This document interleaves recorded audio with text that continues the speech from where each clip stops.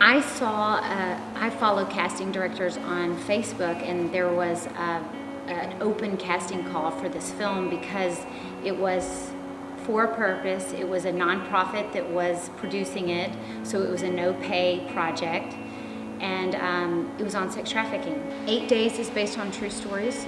It follows 3 different women and their lives, follows one in particular, and I play the mother of a daughter who's 15 in high school that goes to a party, gets drugged, gets kidnapped, and is thrust into sex trafficking for 8 days before we find her. There is a major attack on college campuses across the US, particularly on girls, young women, okay, but also on men.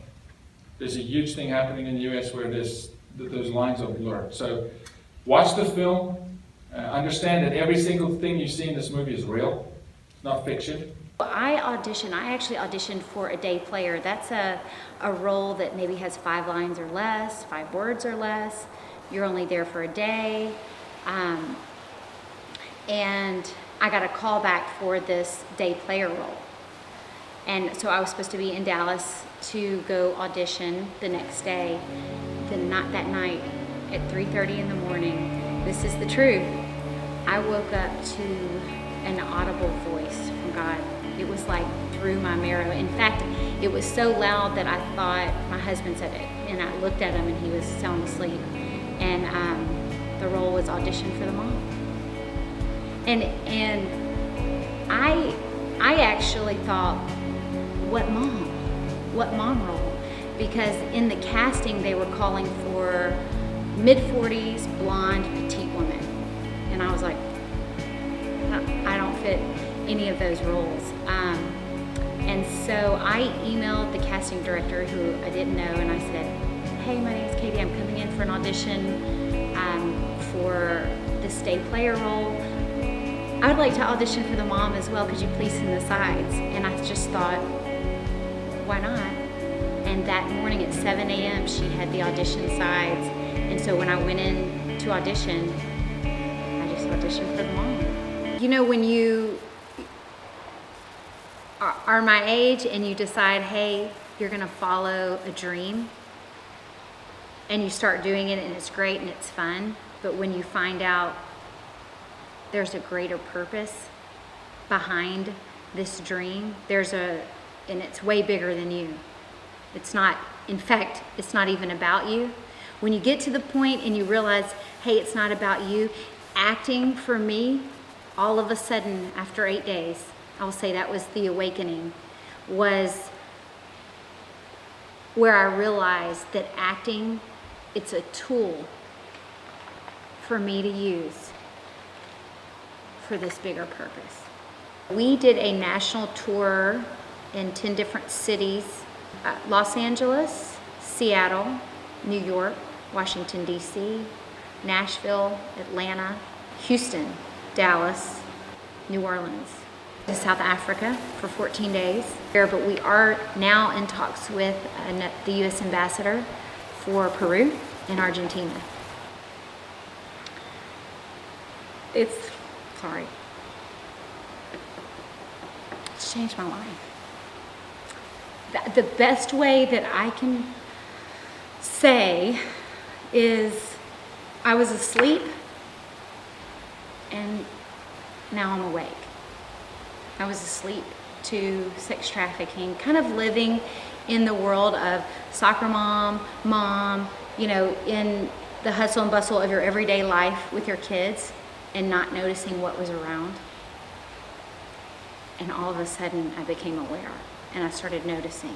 You know, I think one thing that we need to keep in mind, many cases that we see here in our neighborhood, in our community, unfortunately these victims do not have caring parents going out looking for them. Many of the girls are runaways and are targeted because of that. They're in a vulnerable population, they're an easy target. I can remember thinking all the time in many of the scenes, what if it were mine?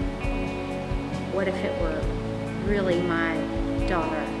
I mean, I would go to the ends of the earth looking for her. You know, and why aren't we doing that for the ones that don't have parents fighting for them? you are the awakeners on two legs. You're the ones that can make a difference, especially at your age, in college. And it's really just being aware of the signs, aware of what your friends are doing, being there for your friends. People don't want to be inconvenienced.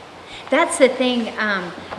That's the thing that about awakening and getting out of your zone of life and being aware is sometimes you don't want to be inconvenienced because that person may have a lot of issues, or this scenario,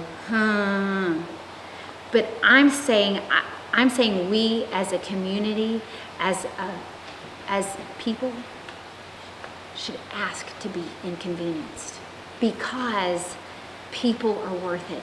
One life is worth it. One of the most inspiring places was we actually showed the film to at-risk youth, about 60 at-risk youth. And in the middle of the film, a 15-year-old girl walked up to me, tears in her eyes, and she says, right there, right at the film screening, and says, I've had so many men that I just feel worthless. I often want to commit suicide. 15 right here in our community. She wasn't aware that it was an issue. Hers was, I've grown up this way. This is survival. I get food. I get shelter.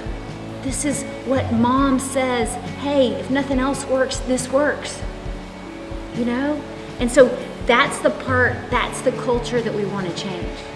So now my aim is the education system. Can we get the film into high schools? It's PG-13, but can we educate? Can we push this issue? Because 1 in 4 of our youth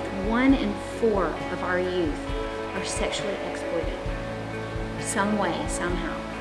I would say it's time for us to not pass the baton of responsibility on to the next generation or someone else. It's time for us to say, we're not going to have this happen in our city. We're not going to have it happen in our schools. We're not going to have it happen in our state. We're going to be the ones that you come to and say, how did you eradicate sex trafficking and sexual abuse in our city? And we're going to say, we did it because all of us said we're not going to have this. We're going to stop it. And so if we all make a stand in our lives to do something about it and become aware, we can end this. And I really believe that.